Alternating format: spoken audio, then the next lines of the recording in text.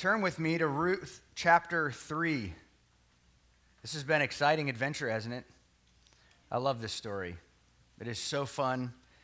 It is so real that you hold in your hands not just some sort of literature or just a history book, but a real, live, living word that full of real people and real life situations and real cities and real problems. And I love that about the Bible, that I hope you are, for the rest of your life, you would look at the Bible as God's living word, and it's profitable for all sorts of things in your life. And so we've been seeing that this story in Ruth chapter 1 and 2, we saw that, as I said yesterday, that, was it Friday morning, that it was very gloomy, the clouds were gray, the sun wasn't out at all, and it just kind of fit perfectly the story of Ruth 1, that it was a story of really tragedy, but yet at the end of that chapter, it seemed like the clouds are dissipating and you could see the sun, and there was a glimmer of hope because Elimelech had died. He had brought his family to Moab because there was a famine in the land in Bethlehem, and he brought his family thinking that maybe perhaps he would run from one problem to find provision, but then he found another problem. At least it fell on the lap of Naomi, because Naomi lost her husband in a foreign land. And not only that, but then lost both her boys who had married Moabite women, and then figured, hey, maybe I would have some grandchildren out of this, and realized they could not have any children, so she was literally left alone with her two foreign daughters-in-law. As they heard the news about this amazing provision of the Lord back in Bethlehem, God was restocking the shelves. They went back to Bethlehem and then realized, now what? And then as Ruth finds herself, as she's committed to Naomi and says, wherever you go, I will go. And ultimately she says, I will be buried with you in the land, in this foreign land. And now it's always easier for someone who is like Naomi, in her case, who is a citizen of Israel, to be a widow because there was provision for her, but not so much for foreign women. And so Ruth was taking a massive risk to come to Israel as a foreigner. And we talked a little bit about that tension, that race tension that would have been found in Israel, and seeing that she was going to take initiative and go to these fields and provide food for Naomi in her little house, and realized she just happened upon Boaz's field. And we can see God's providence just even in that. And just is every page, every sentence, every verse just seems like we're getting a little bit more closer to the end and seeing how God does indeed provide for his people, but also how he provides for the nations, and how you can see that he is not obligated to his chosen, not just his chosen people, but he also extends grace to Gentiles and foreigners, basically like you and me. And so that we are, even though not God's chosen people, Israel, and we know that like Romans 9 through 10 talks about that we are grafted into this amazing family, but none of us deserve that. That we are Gentiles who ran away and chose to run away from God. And then by the kindness of God, he shows up in our life and gives us grace. That's what this story is really about. And I titled this message, Selfless Love, because you're going to see over and over and over again just this amazing selflessness. And how you saw just in the last chapter how Ruth said, I'm going to go out. I'm going to go out and pick up aluminum cans and sell them for this family. I'm going to lay my life down for you, just as you laid your life down for me in Moab, and how you were kind to me. And Naomi wanted nothing more than for her to just be married again. And Orpah left. She's kind of a foil of the story. We don't know anything else about her. We won't see her in chapter 4. And just said, hey, both you girls just stay home, because it is better to be here, because you'll find a husband, hopefully, and have kids.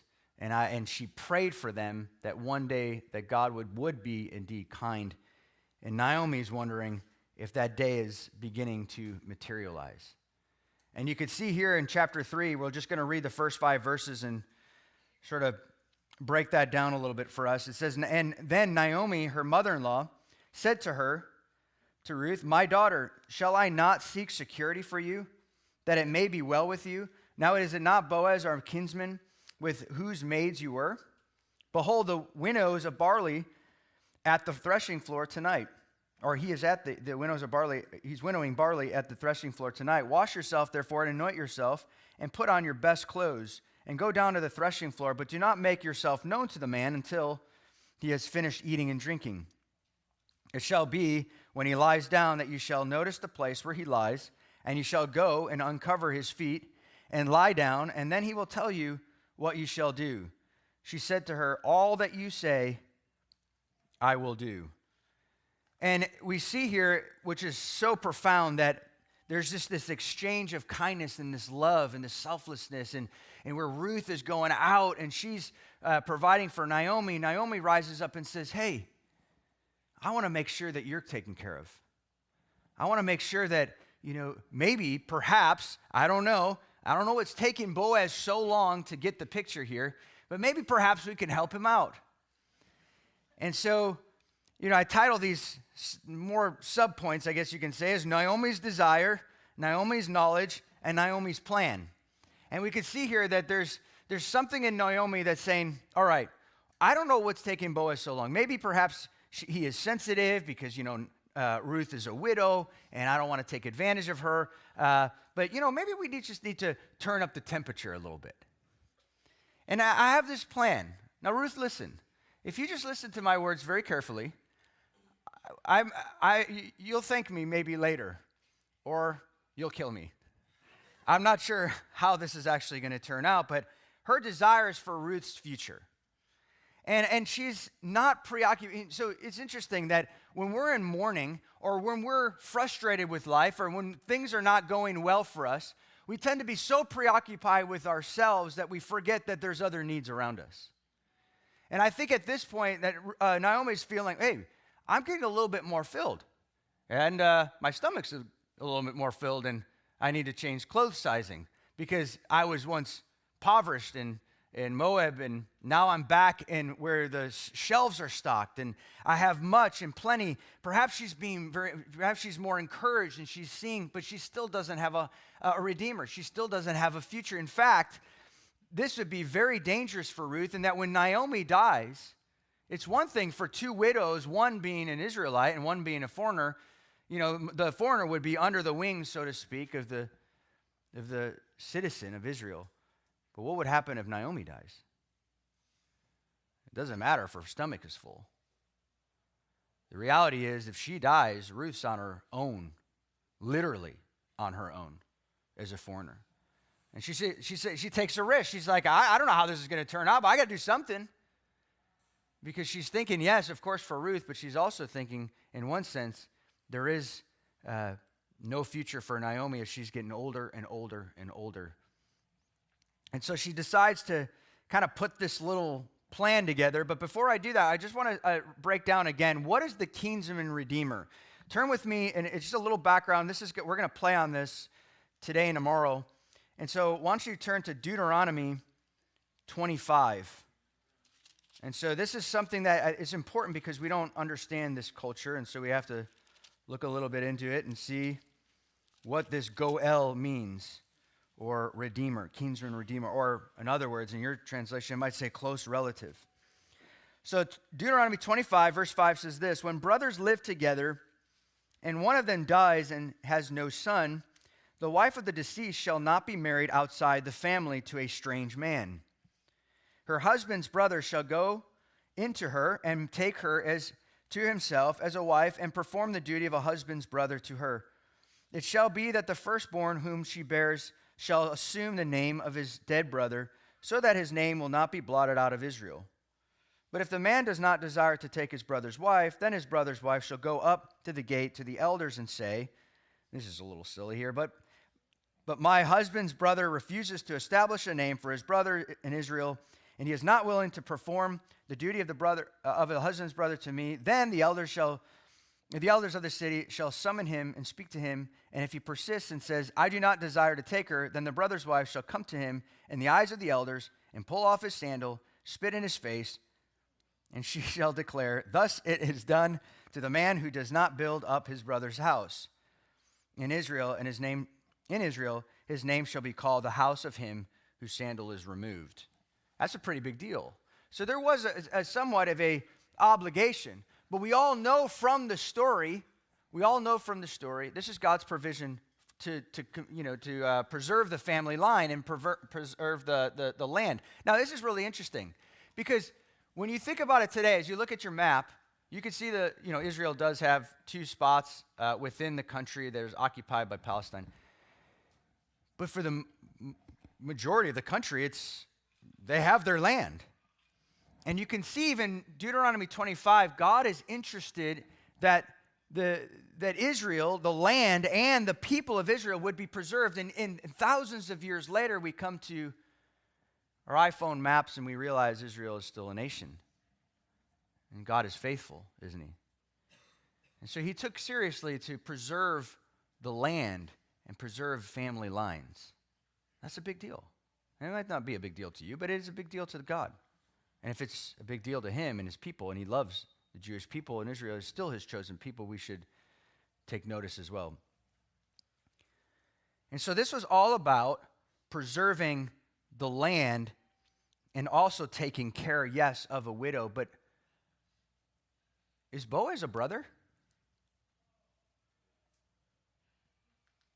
No, we don't see anywhere in the scriptures here that he's a brother. So many commentators, and you might even heard preachers preach this, and this is important, very important, actually. And I didn't realize this until all my study. I was thinking, wow, I've heard it for years being said that this was a Levirate marriage. This was an issue of, like, Boaz was absolutely 100% obligated to marry Naomi, if not, then Ruth, perhaps.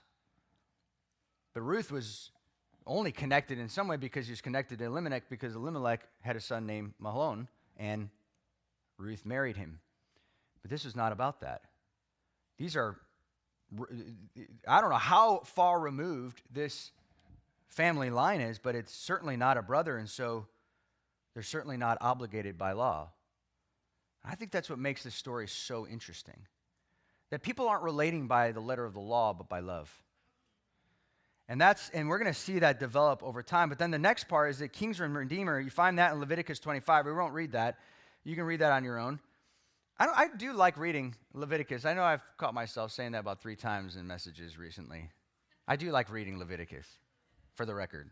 But right now, the point is you'll see even more God's provision to redeem family, redeem the property in a family line. You can see his loving kindness and his grace there. The second thing that Naomi, and so we're going to develop that even more in chapter 4, but I just wanted to give you that just as a way of reminder that this whole story is not about the letter of the law. Is obeying the law important? Absolutely. But what makes this story even more profound is that Boaz is doing everything, as you'll see, out of a place of love, not law. So now Naomi reminds Ruth, look, I even know where Boaz is. He's in the threshing floor. And the reason why we know that is because late May and June, after the grain is all gathered, they would go on to sort of like a hilltop, not a mountain, but a hilltop, and there would be, it'd be rock, and so the seed wouldn't get mixed with the dirt, and it would be windy up there, and so I'd take the winnowing fork, and they would beat the grain, and then they would throw it up, and the wind would take the chaff and blow it away, and of course then what remains is the barley seeds. And so Naomi knew. He said, hey, look, I kind of have a little plan for you. You need to listen to me very carefully.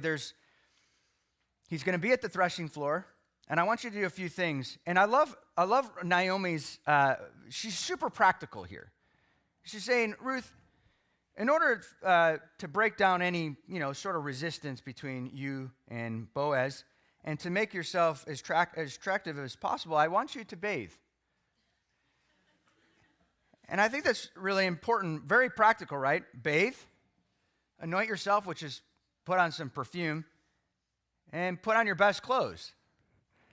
That's not that bad. That's not bad advice for some single women, right? And single men, we can make the same argument, right? She's like, okay, you need to clean up. You need to let Boaz eat. That's very important. And then you need to make your move. But only after you find out that it's really Boaz, because you're going to uncover this man's feet, and I hate for you to be the wrong guy, because there's a lot of other men living in that barn. And so I think there's a couple of things that I think is rather interesting, is that matchmaking is very biblical. That is what I found in my study. And so a lot of you guys give me a hard time. You're like, you're just a matchmaker. I'm like, I had no biblical precedent for that, and now I do. Naomi was just trying to love her daughter-in-law and trying to help her out, and by being very practical. Now listen, men, take showers. Women, take showers. It's good. It's a good thing. Tidy up. And I want you to also, I want to bring to your attention too as well, you have to understand a little bit about Middle Eastern dress. That this was not Western, show as much bare skin as possible. There is a massive difference between being attractive and being modest and seduction. Not at all, even for once, was Naomi trying to say, be seductive to Boaz. Because look, in this context, if you went in and wore, she was actually saying, do not wear the prostitute garb. She went out of her way. Best clothes, it shows up, is more of a Middle Eastern, you're covered basically from head to toe. And it's similar, but not quite. If you look at the Middle Eastern world, if you look at Saudi Arabia, it's not that their head was covered and all you could see is her eyes. But she was very much covered, and practically, because Naomi's like, look, it's going to be very cold on the threshing floor, and you're going to be sleeping there. So take and make sure that you're warm. This has nothing to do with being seductive or trying to grab man's attention. And I think it's important that, and one thing I do, I just commend this church, because what I have seen so much over the years, even since the beginning, is modesty. And even talking to so many of the guys, as they've done so many weddings, almost 30 weddings in the last so many years, and which is so exciting just to see when the guys talk to me behind the scenes. They just said, I've just so appreciated that my wife was so modest and grew up in this church in that way, because that really has blessed me as a man as well. And so I think that is, I found this, in that book, the Remembering Death, I found this to be really interesting. There was a little quote here that I thought would be fitting for this chapter. This man, Goer, is an English sociologist, and he was commenting on the 19th and 20th century, the kind of the correlation between death and pornography, if you will. So it says in a groundbreaking essay called The Pornography of Death, Goer draws a telling analogy between the place of sex in the 19th century and the place of death in the 20th. Even as the prominence of sex has broadened in conversation, mainstream television, and what kids are allowed to see, and now death has been shoved out of sight and out of mind. In the 1870s, when death was everywhere, it would have been embarrassing to bring up sex at the dinner table or at a dinner party. It would have been shameful to admit that you think much about sex. It would have been irresponsible to talk to your kids about sex, but in the 1950s, when Goer wrote, the taboo had shifted. Death had already become in the 20th century what sex had been in the 19th century. In the 19th century, adults told children that babies came when storks dropped them at the front door. Those same children stood bedside as their loved ones died. Now kids learn that grandpa's death means that he's gone to a place where he can play golf or fish all day. Meanwhile, kids have 24/7 access to sexual content in their Instagram feeds. It's a different day, isn't it? And I think what we see here is, and I've even heard messages at times, it kind of almost sexualized this. And you'll see, just even in context and looking even at the original culture and the language, that there is nothing sexual here at all. And Boaz and Ruth are high quality people of integrity and character. But also, Naomi is advising her to end her period of mourning over her widowhood and get on to normal. Now, why do I say that? In 2 Samuel 12:20, it says this: when David had informed of the death of his son. Do you remember when they committed adultery and then Nathan came? It was you're the man. And so he goes into this week of mourning, and he's believing that his son would be raised from the dead because God judges David by taking his son, his newborn son, with Bathsheba. And so when David had been informed of the death of his son, he washed himself, applied perfumed oil, put on his silma, or his garment, and then went into the temple to worship. And after which he came back, ate and drank. And this would be sort of as the narrator is trying to tell us something. Hey, look, Ruth may have worn her garments in the fields, and Boaz could have just said, look, I want to honor this woman. She's going through mourning. And Naomi's just saying, look, the time of mourning is over. We need to get back to life. And I want you to freshen up. I want you to look presentable, because I know that you need a future, and I'm trying to help you out, girl. And so get rid of the garments of widowhood, and so that Boaz would know, Ruth might be back to life. These are just little details that kind of put together some of these pieces, and so that enhances the story. We understand really what's going on here. And Naomi says, okay, now I want you to do something really weird. First part is sort of normal, right? I mean, we all can follow, take a shower, put on perfume, put on some nice clothes. That's all part of the first date regimen. Now, what I'm about to tell you next is not often part of the first date night, or ways to maybe secure a marriage. Go to the threshing floor, which at night, and I want you to do something, and I think this is really interesting. Pay attention to the close details of this. Boaz is guarding the floor. Now, you might be thinking, what is he doing? Why didn't he go home? Because Boaz is thinking, I've worked this whole season, and I am not about to let all this grain be eaten by animals or taken by thieves. And so he stays there. They probably have some sort of makeshift barn. All the guys are there. We're all in it together. And some of the details could look like a recipe for a disaster. You got a man who's full of pride, and not prideful, but there's kind of a euphoric feeling of, when you've accomplished a job, you've finished the season, you've graduated college finally, you've passed the Robin Hood test, and you've done so many different things. You feel great. You're like, like Felipe. He's like, I'm a single man, I just passed. Now I'm really eligible for marriage. Because now he's the new guy. Now he is the most eligible bachelor in the house. And you want to be that guy, because it's kind of worked every time I said it, if you know what I mean.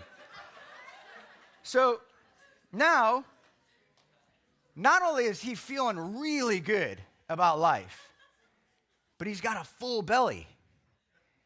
And Naomi's like, look, let the man eat. Trust me, I know men. I've been married. And when they have full stomachs, they're not as growly. And make sure he has a little bit of wine and relax himself before bed. And I mean, it's here. It does say that, right? Yeah, it does. So she's like, he's going to be really relaxed. He's in a really good mood. If there is any time to, be a little awkward by uncovering a man's feet, this would probably be the time. And so you do your part, Ruth, and he's going to do his part. But I want you to then go down to, and the key thing is, this is why we know it's not sexual, I don't want you to lay next to him. I want you to uncover his feet. Now, you might be thinking, okay, it's a very balmy, like Miami is kind of balmy air, nice and warm. But then, if you were to sleep outside, it's hot. But then probably about 2 a.m., 3 a.m., you might be kind of reaching for your covers. You might be trying to wear, it's just a little chill that kind of comes through the night. And so that's Naomi's point, is that she wants him, she knows kind of what's going to happen. You uncover the feet, he goes to bed real warm, he goes to bed happy, warm, and then in the middle of the night, you uncover the feet, and then he's bound to wake up, and then you just do whatever he tells you. And that's kind of weird.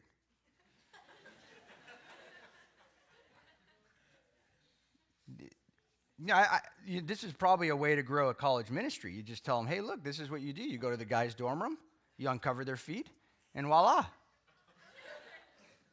And every college man in the planet would love Ruth 3. That'd be their favorite passage. As you're doing disciples, what's your favorite passage? Ruth 3. Why? For obvious reasons. Obvious reasons. But what they're ultimately doing here is trusting in God's providence. And I honestly think what's interesting is that some people have a really hard time taking risks. They want everything just to be perfect. And in this situation, we see profound faith both on Naomi's part and on Ruth's part. Ruth does exactly what her mother-in-law wants her to do. She says, look, I don't understand this. The first part I understand. I get it. The second part I don't understand. And this would have been incredibly risky for a number of reasons. Why? Because what if somebody got up and to go to the bathroom and said, Ruth, what are you doing here? It would have been incredibly risky for the both of them. They were really desperate, and you can see almost even the desperation. So let's pick up in verse 6 and sort of see this thing play out. So she went down to the threshing floor and did according to all that her mother-in-law had commanded her. When Boaz had eaten and drunk, and his heart was very merry, and he went and lay down at the end of the heap of grain, and she came secretly and uncovered his feet and lay down. I mean, these people are people of integrity, and it comes secretly. You just wonder, what is going on here, Lord? How could this possibly be? Now, look, when you read stuff in the Old Testament, this is why culture is extremely important, which I just illustrated in saying, hey, look, if you're going to have some sort of college talk at some point, please tell them that the first part is absolutely transferable. It transfers to modern. The second part does not. Please never tell anybody to go do exactly what they did, because you have to understand there's a cultural piece here. And of course, we don't have threshing floors and et cetera, but I think that it is important to see that in the original context, as you're reading this for the first time, it is incredibly shocking. Because I know sometimes we know they're into the story, and we kind of know maybe we weren't supposed to necessarily do that, but it just seems like you see these people in the first part, Ruth, and in Ruth 1 and Ruth 2, and you just see, man, these people are just so full of character. And now they're doing something so shady. How is God possibly going to bless them?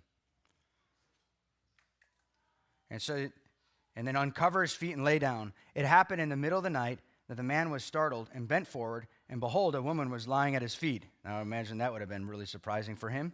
Now, it was dark.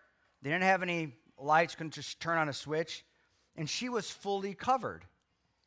And so in the time of you have to remember, in the time of the judges, this would have been normal for prostitutes to sneak out in the middle of the night and to do just that, not just uncover feet or anything. And some commentators are so foolish. They say, well, uncovering feet was a euphemism for a man's private parts. This is so bizarre. It had nothing to do with that. But in the time of the judges, though, women were being taken advantage of all the time. This was a way to provide for the family. And most of the time, it probably would have been some foreign women coming in. And the guys would have been totally fine with that. And perhaps it was even happening in the same night. And meanwhile, in the tent of Boaz, nothing shady was happening. And I think it's interesting that he says, look, who are you? He's saying, because it's obviously dark, and he says, I'm Ruth, your maid. She has no intentions of having a one-night stand. And plus, what would a one-night stand do anyways? It would just provide, a child, and then she would have just been a widow with a child. She wanted more than that.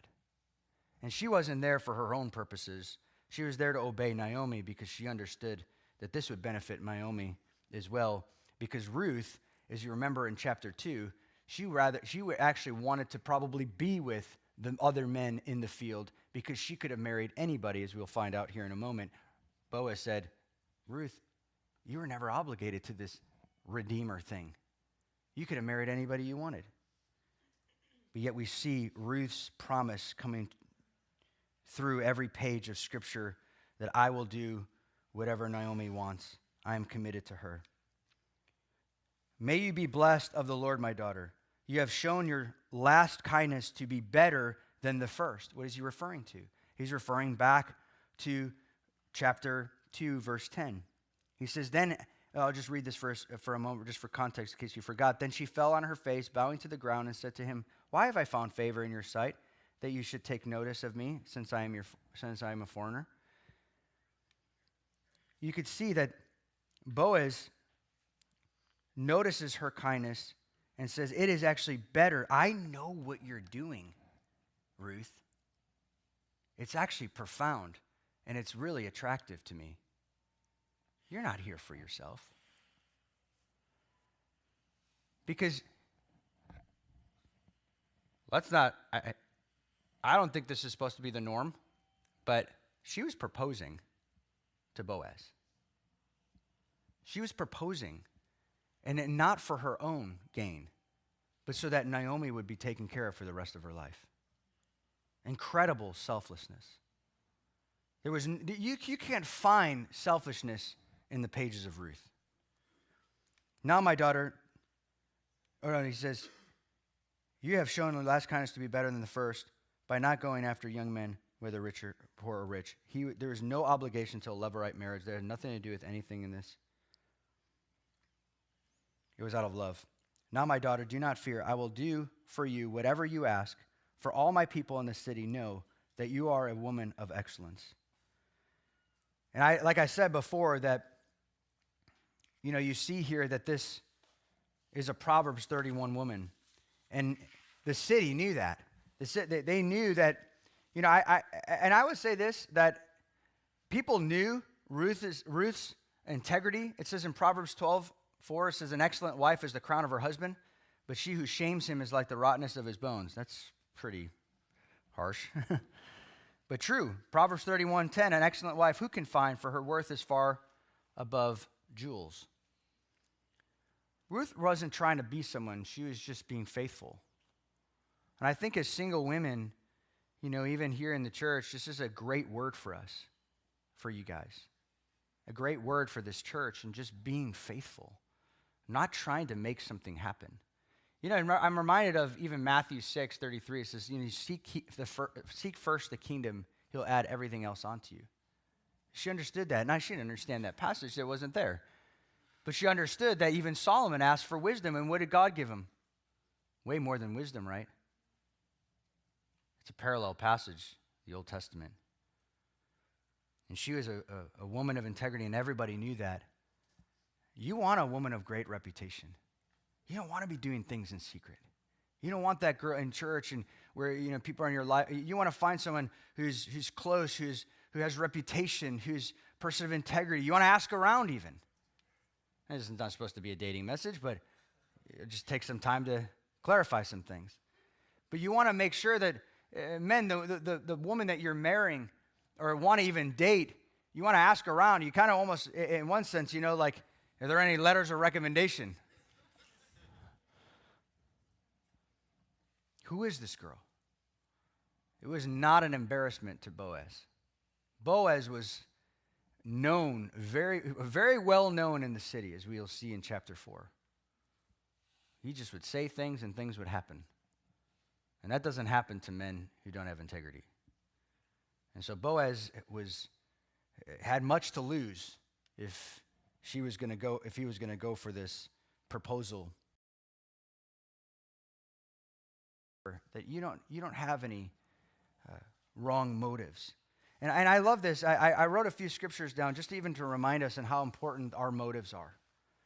And that when Ruth was going to the threshing floor, she wasn't thinking, I can preserve my family in one way. I can do maybe the one night stand. I can just marry for myself and we can go off and live somewhere else. But she knew that Boaz was a man of integrity.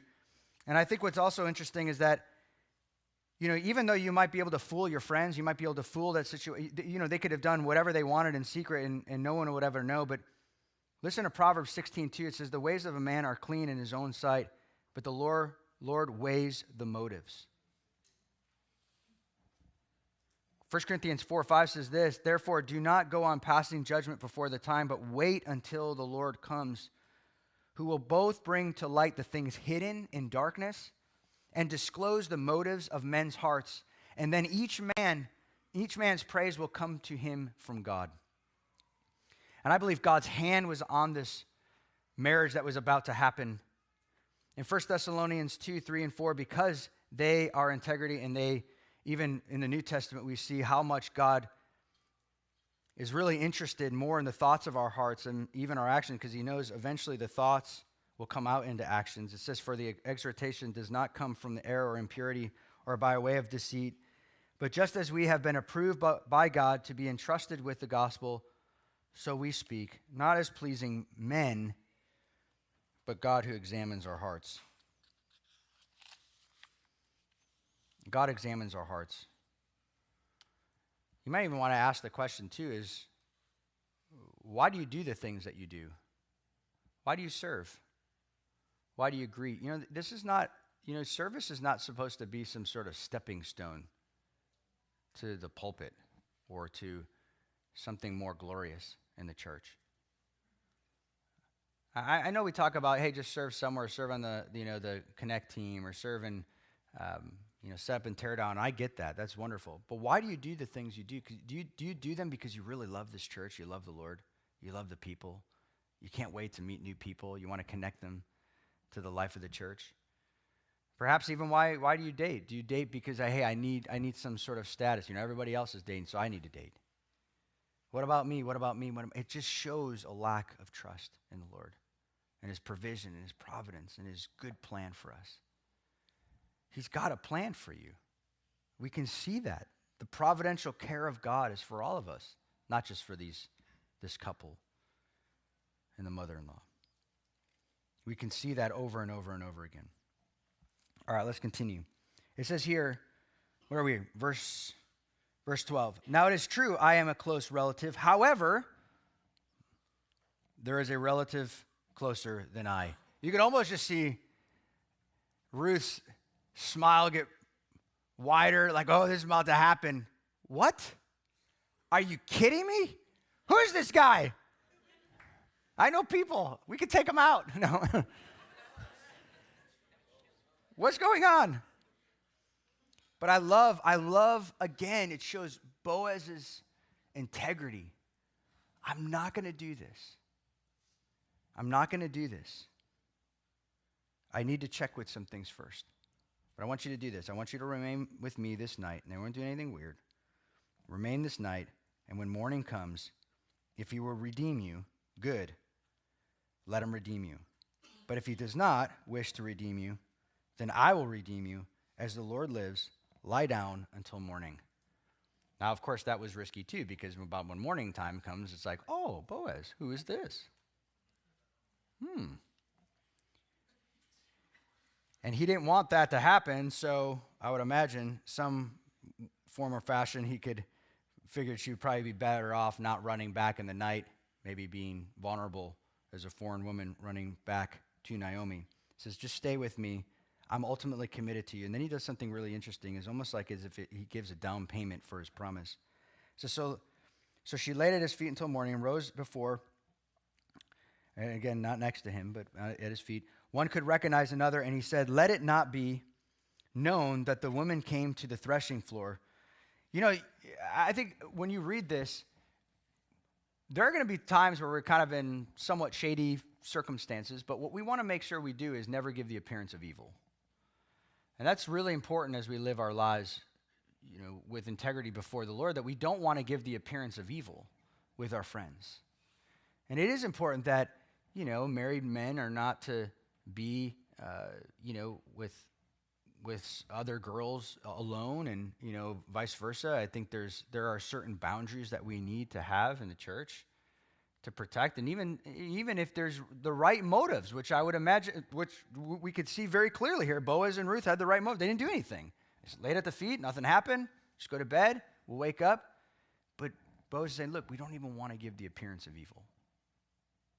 We want to make sure that we're, other people who come to the church too, like, whoa, what's going on over there? We don't want anybody to think those things, even if people have the right motives. I just love the practicality of this book. There's just so much richness in it for all of us. Again, he said, give me the cloak that is on you and hold it.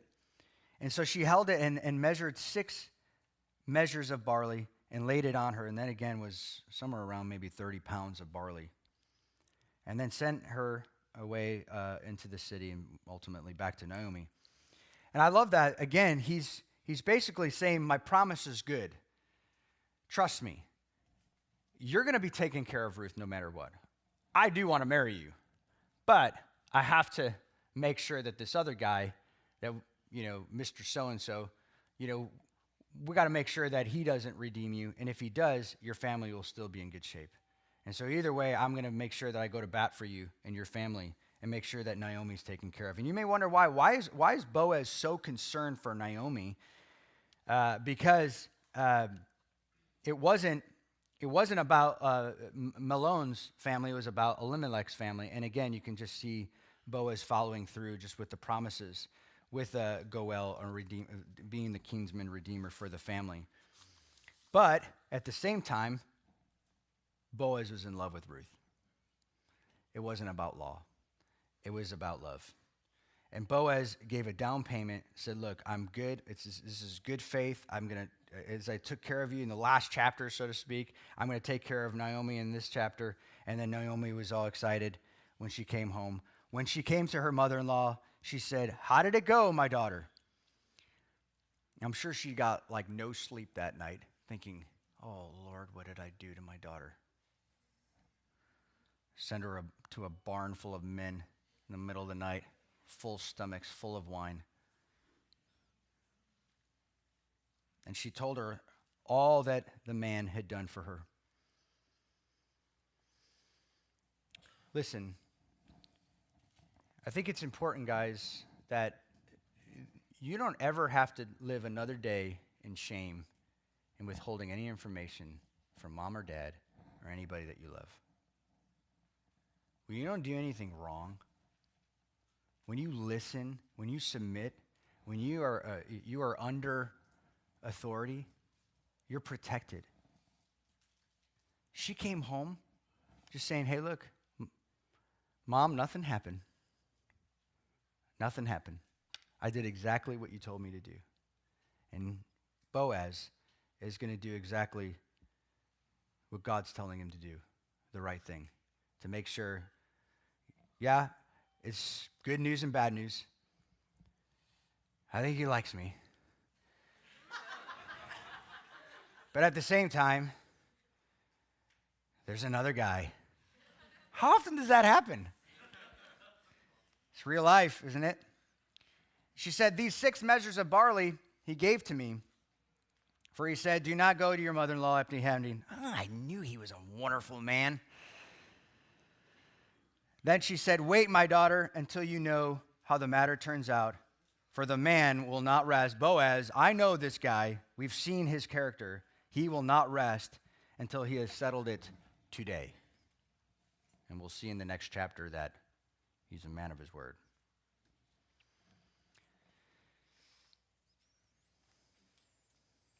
He's a man of his word. I just love seeing the selflessness of this story. And I'm just reminded of just all the times of, if you new moms, you know this probably all too well, and especially newlyweds. The single life, it almost, in a way, it kind of produces selfishness in us, doesn't it?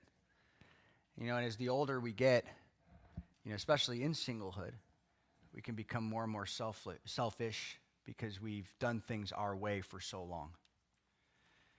And if I were you, and if you are single, I would learn to serve as much as you can and learn to be as selfless as you can, because once you're in marriage, it teaches you pretty quickly how to not be selfish, because there's another person to care for and to lay our life down, as Paul says in Ephesians 5, for our wives. Not only that, but then also when you have kids, then you really realize how incredibly selfish you are and inconvenient things are. But I think it's us again and again and again how that triangle is coming to bear just this amazing, how Ruth is constantly caring for her mother-in-law, and her mother-in-law is caring for Ruth, and Boaz is caring for Ruth, but also Boaz is caring for Naomi, and vice versa. And it's incredible to see this family be so selfless. And that's really how family works, doesn't it? It's through humility, it's through selflessness.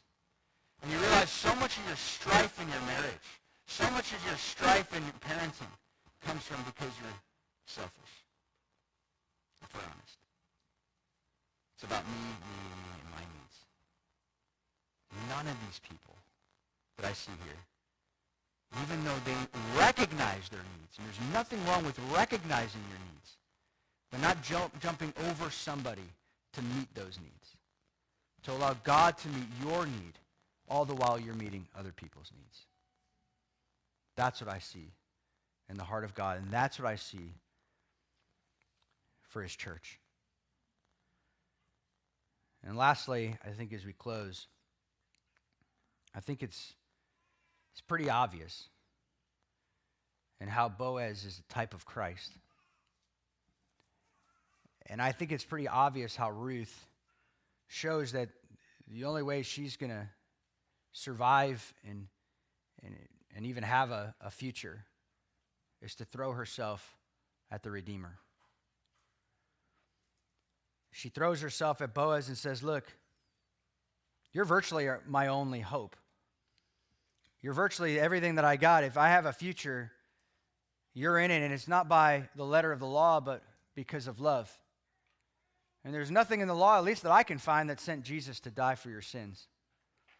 But he came because of love. He left heaven because he wanted to save people. He was never pressured. He was never coerced. In fact, I think it's wrong to even say, oh, you sentimentalize the story, and the Romans killed him, and he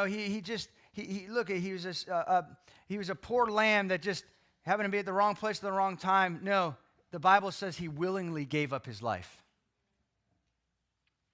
And that's the difference between grace and law. That's the difference between law and love. And that this story is incredible because you see Boaz saying, I want to be with you. But I realize there's some little hindrance. And the man of integrity says, I'm going to do the right thing, and I'm going to go check out this other guy first. And I'm going to make sure he has an opportunity. And if not, it would be my delight to marry you and to redeem this family. And you could just see Jesus totally in the midst of that, and how he says, look, I know your life's a mess. I know you're living with no hope. But he who knew no sin became sin for us, so that we might become the righteousness of God in Christ Jesus. 2 Corinthians 5:21. And that's the beauty of this amazing message, is that Boaz, not by the letter of the law, but by love, he became the redeemer of this family. And what a beautiful, amazing story. But yet we're left with this sense of how will it be settled? And again, don't skip to the end of the book. In fact, you could skip all the way to Revelation 22 and find out how it really ends. But in this tension, this is more real life than anything else. We love happy endings. We love happy endings. But there's no way, we don't see, God's not going to show up in the scene and raise Malone up from the dead and Kilian up from the dead and Elimelech up from the dead. No. We still live with that pain. We still live with that loss. But we wake up, we do the next thing, the best thing that's in front of us. We be faithful, and we trust God and his providence to work all things together for our good.